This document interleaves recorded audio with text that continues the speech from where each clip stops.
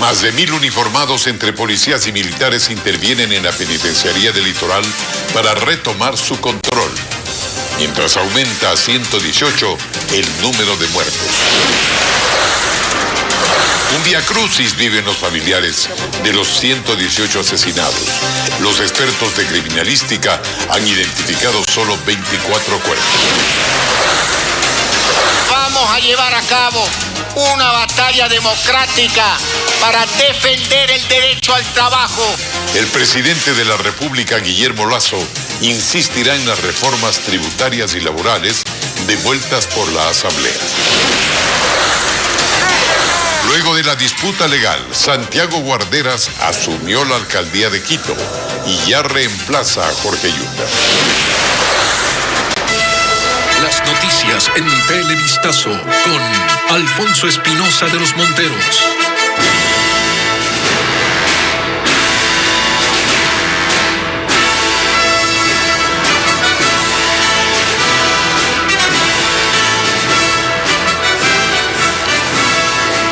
Buenas noches, amigos. Empezamos informándoles sobre la situación en las cárceles. Más de 1.000 uniformados entre policías y militares ingresaron hasta la penitenciaría del Litoral para controlar a las mafias de este recinto. 2 armas, 6 granadas, cuchillos y hasta electrodomésticos fueron decomisados. Pero el operativo continúa. Melina Ochoa nos informa que las autoridades aún no logran encontrar todo el armamento que se utilizó en la última masacre.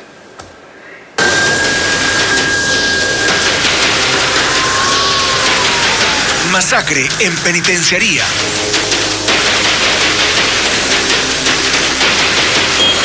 Parece una zona de combate, pero es la penitenciaría del Litoral, la cárcel más peligrosa del país. Más de 1.000 uniformados de la Policía Nacional y del Comando Conjunto de las Fuerzas Armadas ingresaron a este reclusorio e incursionaron en los pabellones en donde funciona el Centro de Operación Criminal. Son sitios tomados por las mafias. Para la requisa, la policía rompió candados, paredes, subió a los techos y una a una fueron revisando todas las celdas. Intentaban hallar los escondites en donde los delincuentes ocultan las armas que usan en los mortales enfrentamientos. La comandante general de la policía dio un primer balance. Hasta el momento nosotros tenemos ya 2 armas de fuego, 6 granadas, tenemos varias armas blancas, droga. Tras el estado de excepción, los militares no solo permanecerán en el primer filtro, también podrán ingresar hasta las celdas y patios, sobre todo en el pabellón 5, que es donde se registró la masacre. Nosotros estamos apoyando a la Policía Nacional en el control para restablecer el orden dentro de los CRS. El trabajo de ustedes va a ser netamente en el filtro 1. No, también nos encontramos al interior de la penitenciaria. Van a ingresar a los pabellones. Así es. Y dentro de los pabellones, ¿cuál va a ser el trabajo de ustedes? Esa información ya no le puedo proporcionar. El operativo también se realizó por agua, aire y hasta caballos fueron utilizados. Mientras que en los exteriores de la cárcel, familiares de los presos asesinados cerraron momentáneamente la vía para exigir los nombres de sus hermanos, hijos, sobrinos. Mi hijo está aquí, pero no sé nada de él, que están muertos o heridos, no sé nada.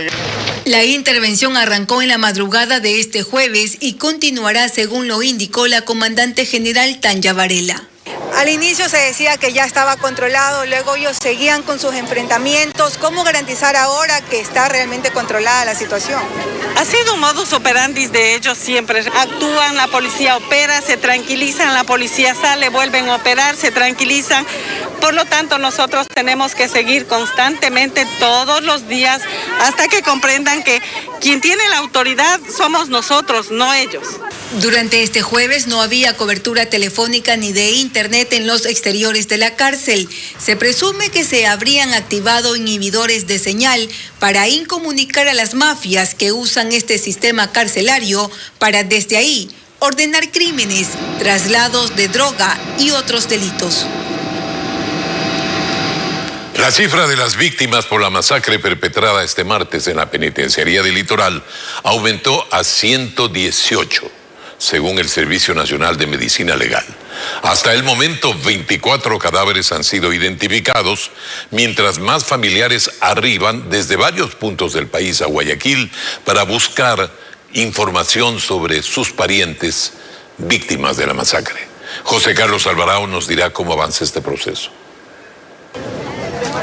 Cientos de personas llegaron nuevamente al Servicio de Ciencias Forenses de Guayaquil. Entre ellos estaba Daniel Villasís, padre de 4 presos. 3 de ellos fueron asesinados, por lo que pide que salven la vida del que queda en la prisión. Tengo 3 ataúdes, 3 muertos, 3.000 muertos, pero así es Dios. Dios da y Dios quita. El otro está en el bloque 9, señor presidente, de mis 4 hijos varones. Él sale tiene la boleta para el 4 de octubre. Hasta este punto llegan decenas de familias con una foto, un documento, o tal vez la descripción de sus familiares que fueron asesinados al interior de la penitenciaría para tratar de colaborar en el proceso de identificación de los cuerpos. A nuestros muertos ya los mataron, déjenlo que lo velemos. La vía donde se encuentra esta entidad fue cerrada por varios minutos por los familiares que estaban apostados en el lugar. Josué Pacheco se encontraba en el pabellón 5 al momento de la masacre en la penitenciaría este martes. Sus familiares solo piden que les den una noticia de él. Solamente lo único que pedimos, nada más, a todas las autoridades que nos ayuden. Solamente queremos saber si está vivo o está muerto. El Servicio Nacional de Medicina Legal actualizó la cifra de las víctimas por la matanza y su titular indicó qué procedimientos aplicaría en los casos más complejos por identificar. Han ingresado 118 cuerpos, que en el caso que nosotros no podamos identificarlos por los sistemas tradicionales que le estoy diciendo, por ejemplo de un cuerpo incinerado, habrá que tomar muestras del cuerpo y de los presuntos familiares para extraer el perfil genético. Hasta el cierre de este reporte, 24 cuerpos habían sido identificados y la entrega de cadáveres continuaba en este lugar. Las autoridades montaron un punto de información para las familias en el coliseo ubicado en el Parque Samanes. Sin embargo, las quejas continuaban. Nosotros somos de bajos recursos y todos los que somos de Esmeralda queremos que nuestro cuerpo de nuestros familiares los hagan llegar. En este lugar se colocaron módulos de acompañamiento psicológico para las víctimas de esta, la peor masacre carcelaria registrada en el país. En las cárceles de Azuay, Cotopaxi y Sucumbíos se reforzó el control de los filtros de seguridad. Se militarizó el ingreso a estas prisiones tras la declaratoria del estado de excepción para evitar amotinamientos y enfrentamientos entre reclusos. William Young nos informa que también en la cárcel de El Inca, en Quito, se redobló la seguridad.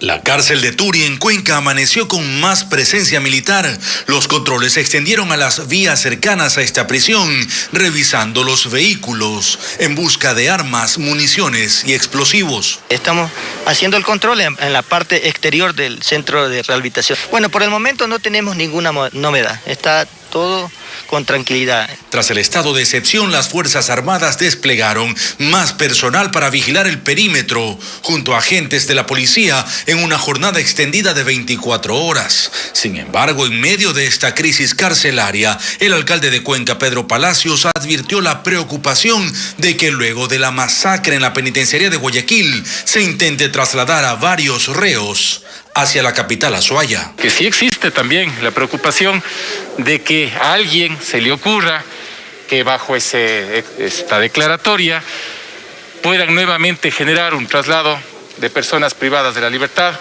hasta el Centro de Rehabilitación Social de acá, de la ciudad de Cuenca. Por supuesto que nos preocupa.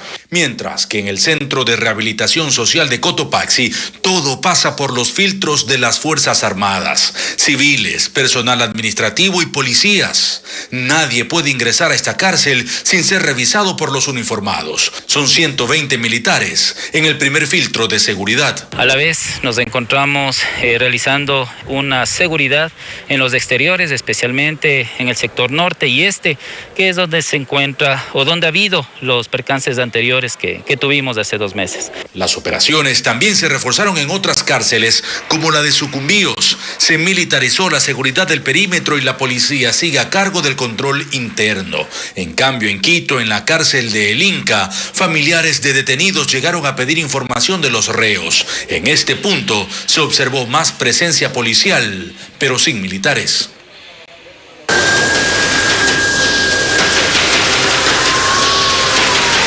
Masacre en penitenciaría. Y ahora información política.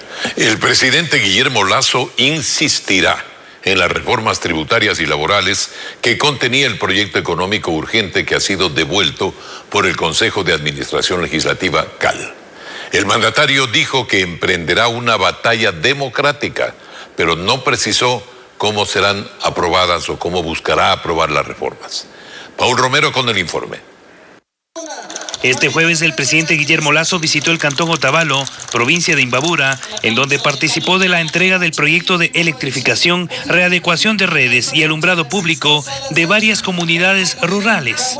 En su intervención a orillas del lago San Pablo, se refirió a la decisión del Consejo de Administración Legislativa que le devolvió el proyecto para la creación de oportunidades, desarrollo económico y sostenibilidad fiscal. Que insistiremos en las bondades de un proyecto de ley que tiene por objetivo fundamental la creación de empleo. No puede ser que sigamos actuando con indiferencia. El gobierno, con las reformas planteadas en lo tributario, pretendía recaudar más de 700 millones de dólares por año y con las reformas laborales generar 2 millones de fuentes de trabajo en 4 años. Que el 70% de los ecuatorianos en condiciones de trabajar no tienen un empleo formal. Que no nos digan que la propuesta de ley enviada por nuestro gobierno significa la precarización del trabajo. Eso no es correcto. Lasso advirtió que defenderá las reformas planteadas por su gobierno para conseguir su vigencia. Apelando a todas las disposiciones legales y constitucionales, haremos prevalecer la propuesta legal planteada. Vamos a llevar a cabo una batalla democrática para defender el derecho al trabajo. Pero no especificó si volverá a enviar un nuevo proyecto a la Asamblea o lo hará vía consulta popular, como lo anunció hace varias semanas. En las próximas horas, Ecuador recibirá un desembolso de 800 millones de dólares por parte del Fondo Monetario Internacional. Así lo anunció el organismo multilateral luego de realizar las revisiones respectivas sobre la situación económica del país. Las autoridades del fondo insisten en que son necesarias las reformas en el ámbito laboral y tributario que la Asamblea se resiste a tratar. Nos informa Juan Carlos Iprúa. Luego de que en agosto, autoridades del Fondo Monetario Internacional se reunieron con varios actores económicos, sociales, empresariales y académicos para revisar la situación del país, este jueves el organismo multilateral anunció el desembolso inmediato de 800 millones de dólares como parte del acuerdo financiero que mantiene con Ecuador y que fue reprogramado en el actual gobierno. En su cuenta de Twitter, el ministro de Economía y Finanzas, Simón Cueva, compartió la noticia, señalando que esos recursos servirán para la reactivación económica y social y que irán al presupuesto general del Estado. En un comunicado, el FMI señala que el objetivo del acuerdo es apoyar la recuperación económica tras la pandemia, restablecer la sostenibilidad fiscal con equidad y generar un crecimiento sostenible con empleo de alta calidad. Sin embargo, el organismo hace hincapié en que el gobierno tiene la necesidad de realizar esfuerzos firmes en materia de ingresos, incluida una reforma tributaria progresiva. El director ejecutivo de la Corporación de Estudios para el Desarrollo Cordes afirma que más allá de una reforma, el Fondo Monetario está pendiente de los ajustes en el gasto público. Pero la mayor parte del ajuste tiene que recaer necesariamente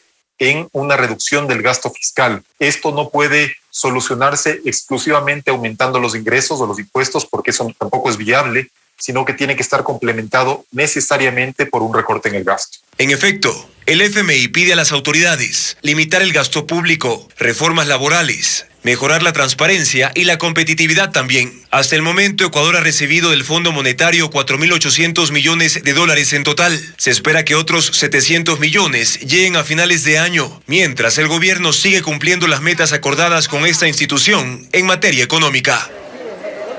El Banco Central del Ecuador proyecta un crecimiento económico del 3% para este año. Así lo anunció en rueda de prensa este jueves Guillermo Avellán, gerente general de la institución. El funcionario afirma que entre los meses de enero y junio, Ecuador ya creció económicamente en comparación al mismo periodo del año pasado, durante los días más complejos de la propagación de la pandemia que generó una recesión. Las industrias que más crecieron en el transcurso del 2021 han sido refinación de petróleo, pesca, minería, enseñanza y servicios sociales de salud. Pero también hay más aspectos que influyeron. Escuchemos al gerente del Banco Central. Reflejan que Ecuador retoma la senda de crecimiento económico debido a la recuperación de tres componentes: exportaciones, consumo de los hogares y el gasto de gobierno relacionado al plan de vacunación. Segundo, el desempeño del componente de inversión será fundamental para registrar una recuperación más vigorosa post-pandemia. Por ello, sugerimos desde el Banco Central que es necesaria la aprobación e implementación de medidas que impulsen la inversión privada y la generación de empleo en el país. Quito tiene un nuevo alcalde. Santiago Guarderas asumió el cargo después de que la Corte Constitucional emitió su fallo y ratificó la remoción de Jorge Yunda. Las prioridades de la nueva administración serán poner a funcionar el metro y luchar contra la inseguridad en la ciudad. Francisco Garcés siguió la jornada y nos cuenta más. Acompañado de sus simpatizantes, Santiago Guarderas llegó caminando al municipio e inmediatamente entró a la sala del consejo, en donde ya estaban los concejales opositores del exalcalde Jorge Yunda. Quienes no llegaron fueron los de la bancada correísta que respaldaban al exalcalde. La gestión de Yunda terminó por la decisión de la Corte Constitucional, que avaló su remoción decidida hace 2 meses por el Consejo Metropolitano. Tras asumir el cargo, Guarderas puso en claro sus prioridades. Lo primero será poner a andar el metro de la capital. Yo voy a revisar ese modelo de gestión que fue aprobado entre gallos y medianoche. Así no se hacen las cosas. Tiene que ser una cuestión seria.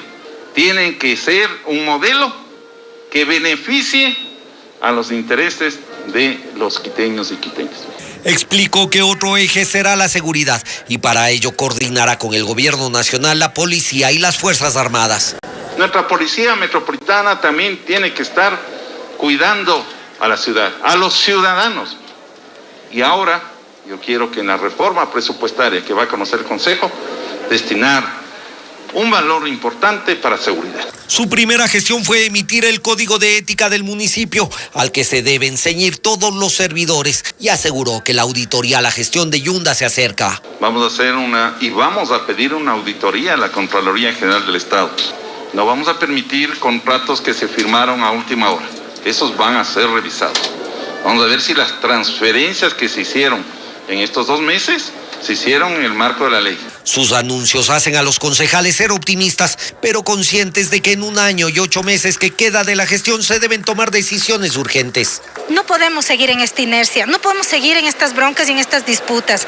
Es urgente un plan para lograr reactivar la ciudad, para fortalecer y mejorar el comercio autónomo y el comercio formal. En la próxima sesión del Consejo, Guarderas dará a conocer su plan de gobierno e inmediatamente sugerirá cambios en el presupuesto del Cabildo.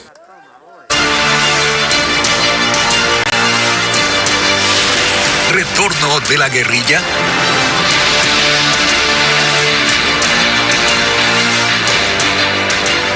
Ayer informamos del descubrimiento de un campamento guerrillero construido por colombianos en territorio ecuatoriano. Pero no es lo único. Los narcoguerrilleros también se han tomado los islotes en el río Putumayo, en la frontera norte, para la plantación de varias hectáreas de hojas de coca. En nuestro segundo informe especial, William Young recorrió estas áreas junto a equipos élite de las Fuerzas Armadas ecuatorianas que continuamente están haciendo patrullajes fluviales. William Young vuelve con el tema. Ellos integran un nuevo grupo del curso de formación de selva. Aquí se preparan en técnicas de supervivencia, estrategia militar y defensa contra guerrilleros. Presenciamos uno de sus entrenamientos nocturnos, simulando un ataque subversivo. Para cumplir las misiones que son de combate en este escenario selvático, realizar todo lo que ellos consideren necesario a fin de evitar que sean tomados prisioneros, rehenes y cumplir la misión, que es el objetivo. Y en esta base militar, muy cerca a la frontera con Colombia, entrenan a unidades especiales en trabajo contra insurgencia para evitar que la guerrilla gane espacio en territorio ecuatoriano.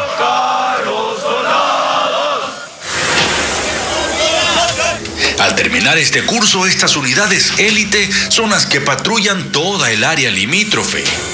Ya en el día, el operativo sería fluvial. Salen en grupos para cubrir extensas zonas. Una de las dificultades es que los guerrilleros se camuflan como pescadores o agricultores. Recorren las comunidades para abastecerse de alimentos y andan desarmados para evitar ser capturados. El principal delito son los cultivos de coca que ahora no solo están del lado colombiano. El río San Miguel es uno de los que divide Ecuador y Colombia. Desde el aire podemos ver plantaciones instaladas sobre islotes formados en medio de ambos países. Es decir, no se sabe a cuál de los dos pertenecen. Una estrategia de los narcos para evitar su destrucción. Esas hemos encontrado varias, pero tenemos que hacer un trámite un poco especial a fin de estar seguros que es territorio ecuatoriano, porque el curso del río es el que delimita prácticamente la frontera nuestra. Hasta aquí vamos destruyendo 6 islotes con plantaciones de más o menos unas 6 o 7 hectáreas de producción de hoja de coca. Y esto ocurre a lo largo de varios kilómetros, como lo evidencian estas imágenes satelitales proporcionadas por las Fuerzas Armadas. La droga, procesada en laboratorios instalados en toda esta zona, no solo se transporta hasta los puertos ecuatorianos, según el comandante de la Brigada de Selva, Napo. Es un afluente, es un corredor de movilidad que les permite a ellos abastecerse de todos los recursos, tanto para el sostenimiento dentro de la selva, cuanto para sus actividades ilícitas que circulan por este sector de los 2 ríos especialmente. Por lo que los controles se extienden hasta las vías de las poblaciones fronterizas. Tratan de detectar vehículos sospechosos que transporten alcaloide, armas, explosivos o municiones. Son nudos viales que permite ingresar cualquier tipo de sustancias o cualquier tipo de cosas delictivas hacia el interior del país. Son más de 3.000 efectivos de las Fuerzas Armadas en esta amplia zona selvática, enfrentando a diario a una enorme industria del narcotráfico que trata de extender su área de influencia sobre comunidades rurales, reclutando jóvenes para sus filas guerrilleras. Se agudiza el desabastecimiento de medicamentos en uno de los hospitales del IES. Según información de sus médicos, habría apenas un 20% de fármacos. Carla Delgado nos cuenta que a pesar de ello, las autoridades del organismo no contemplan una declaratoria de emergencia. Veamos. Desesperada encontramos a María fuera del Hospital Carlos Andrade Marín de Quito. Su nieto está grave y ella no tiene dinero para comprar 4 recetas que le pidieron los especialistas porque adentro los fármacos e insumos escasean. No hay medicamentos, no hay jeringuillas, no hay nada. No es justo lo que está pasando, porque nosotros sí aportamos al Seguro Social. Mientras permanecemos con ella, un familiar de otro paciente denuncia lo mismo. Yo estoy con mi esposa aquí que le operaron de un riñón, pero aquí la situación del hospital yo creo que es, si hay unos 2 medicamentos, no 3, no hay más. Las quejas no cesan. Trabajadores de este hospital, quienes tienen prohibido hablar a las cámaras, nos informaron que la falta de medicinas está llegando al límite. Según las fuentes médicas, solamente en el Hospital Carlos Andrade Marín de Quito, el desabastecimiento de fármacos ya llegaría a cerca del 80%. Y es que a pesar de que se ofreció una salida a esta grave situación, tras 6 meses aún no hay una respuesta clara. Aunque el nuevo presidente del directorio del IES, Francisco Cepeda, asegura que ya se buscan mecanismos. Estamos en procesos de compras, de planificación de compras, que es lo primero. Recordemos que salimos del problema del COVID. Sin embargo, no se avisora un planteamiento inmediato, pues según indicó no se contempla una declaratoria de emergencia, como la que hizo el Ministerio de Salud con sus hospitales. Mientras tanto, incluso algunos pacientes ya han interpuesto demandas. El juez o jueza que conozca en este preciso momento esta acción, identifique una no repetición de estos casos, que no solamente lo vivo yo, sino además lo viven miles de personas tras mío.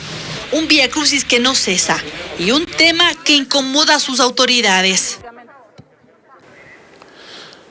A mediados de octubre se empezará a vacunar a menores de 5 a 11 años y las autoridades decidieron el número de dosis y el tipo de vacunas que se aplicarán.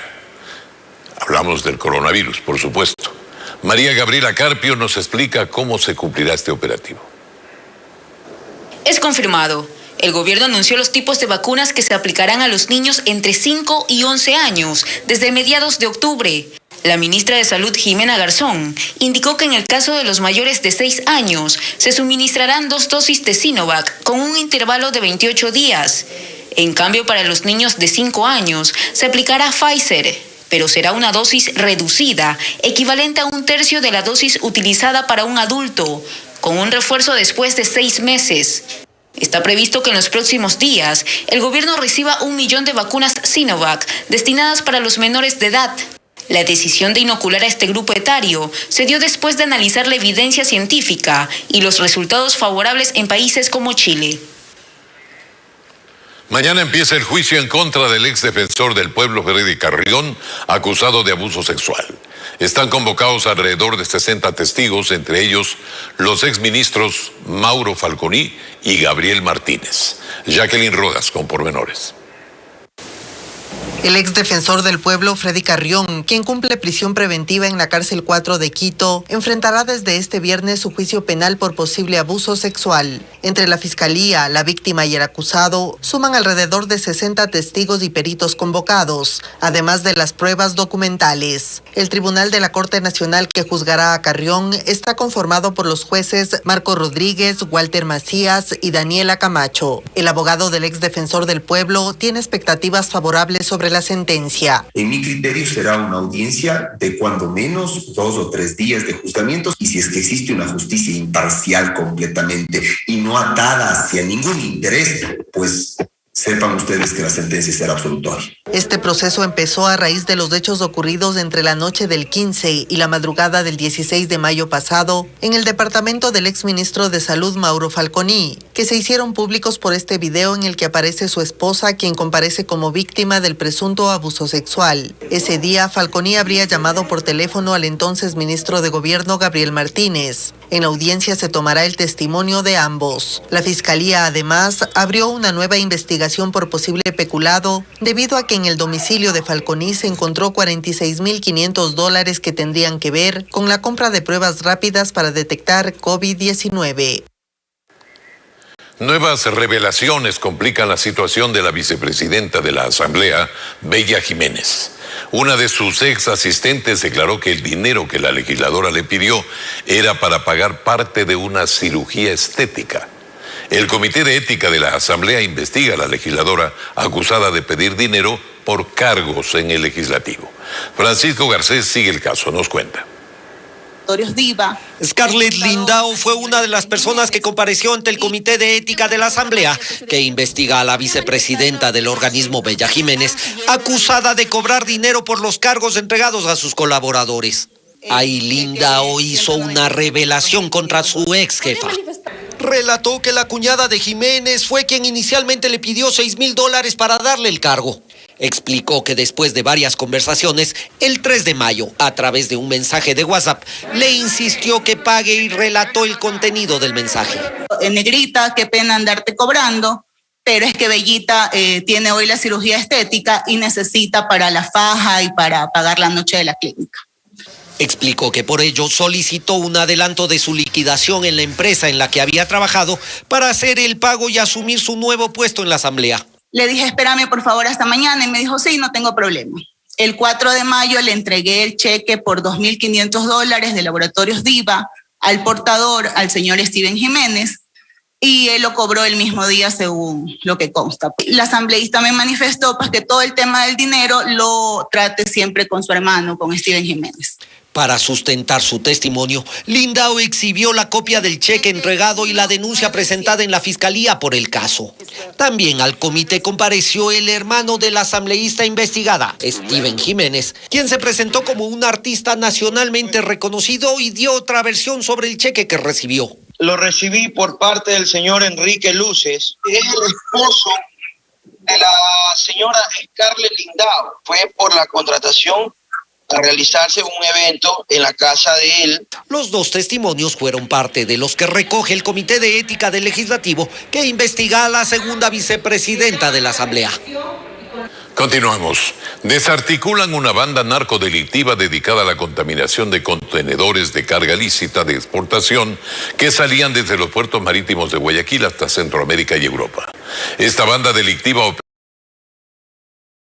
contenedores, como ya lo había realizado en otras ocasiones y en las que envió 2 toneladas de droga. En total se detuvieron a 9 personas, 2 de ellas con antecedentes penales. Fueron 9 los inmuebles allanados en las provincias de Guayas y El Oro dentro de este operativo.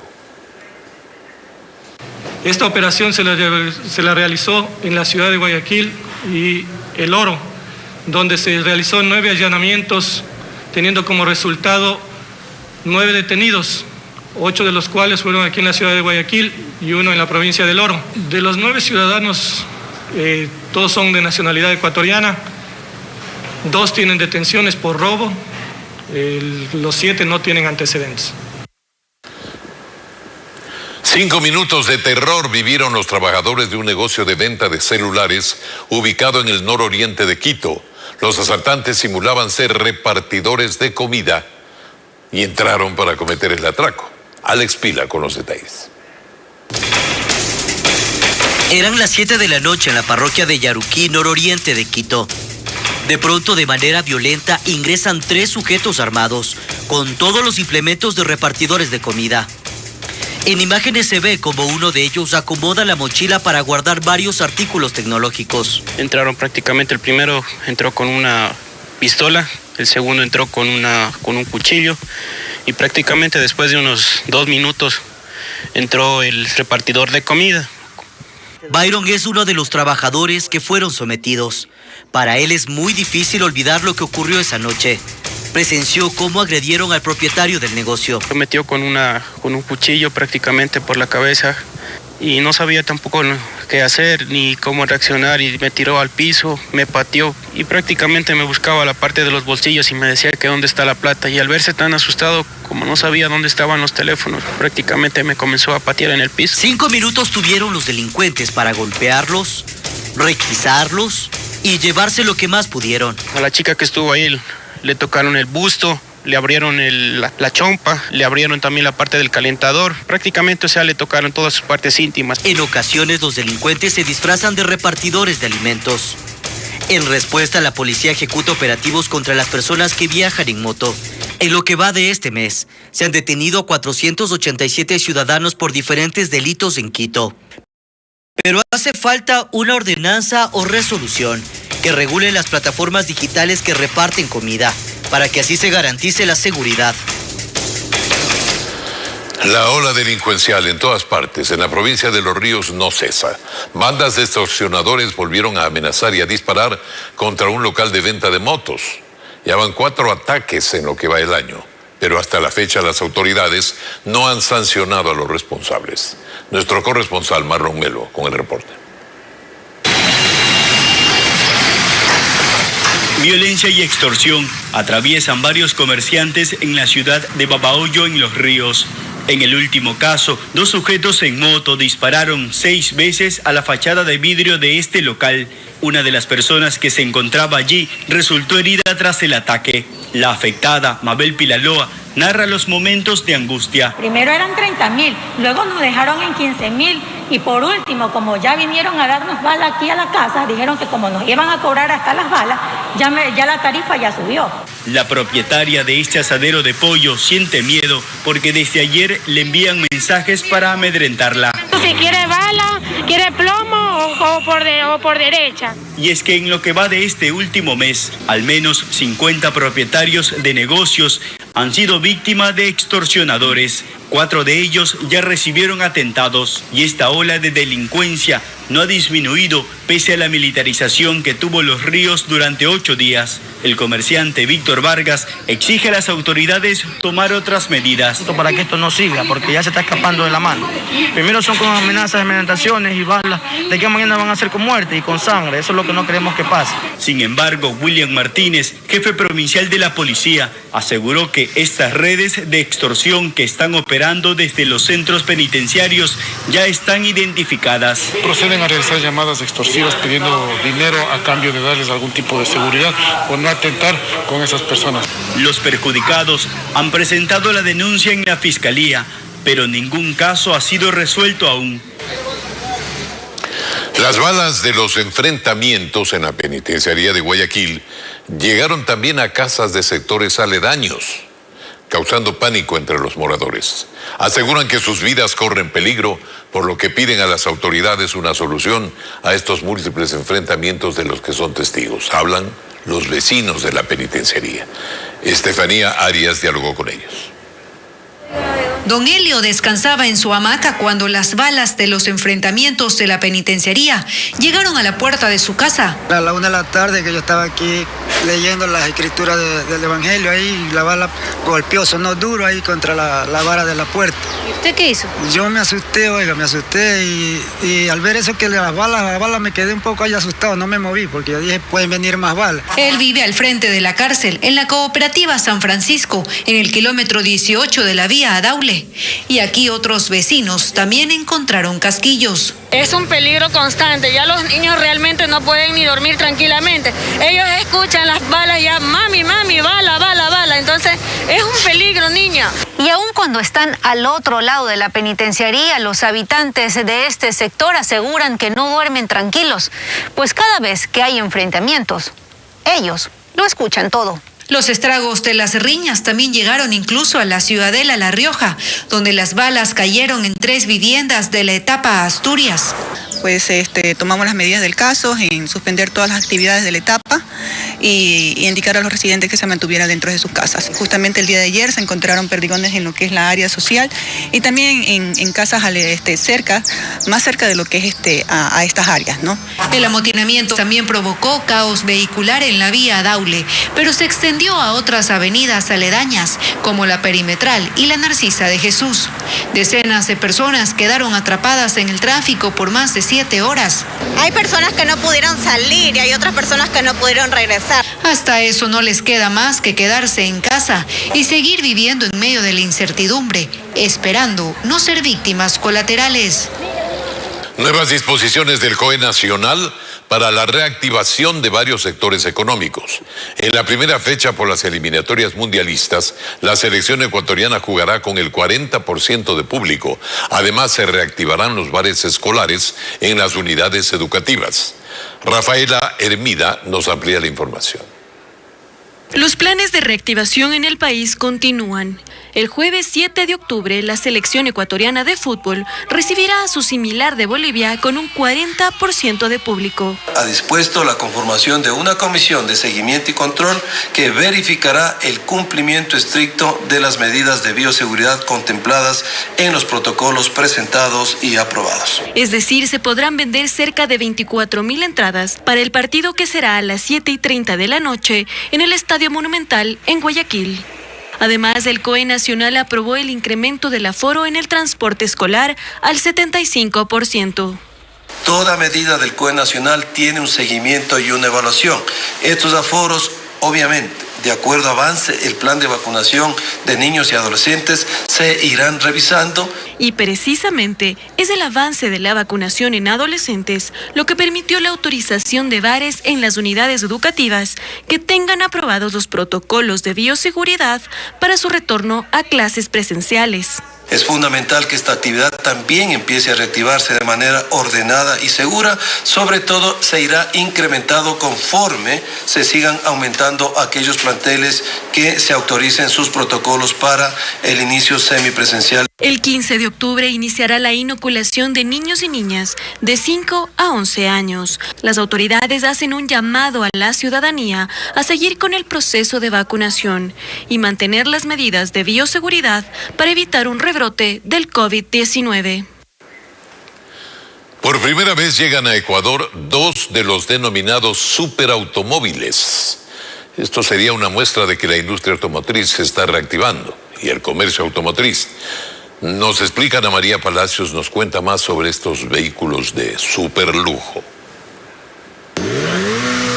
A estos autos solo se los había visto en películas. Son 2 carros deportivos de alta gama, que juntos cuestan más de $1 millón y es la primera vez que llegan al país. Se trata del McLaren 765 LT y McLaren GT modelos 2021, del mismo fabricante de la Fórmula 1. Dan la sensación de volar por la velocidad que pueden alcanzar. Salieron desde Inglaterra hace un mes, llegaron al puerto de Guayaquil y los trajeron en camión hasta Quito. Es como el batimóvil de Batman. El diseño de sus puertas tipo mariposas y su cola larga los hace exclusivos. Un sueño hecho realidad para los amantes del automovilismo. 765 tiene asientos de carreras, un carro más incómodo, pero es, como te digo, es más para pista.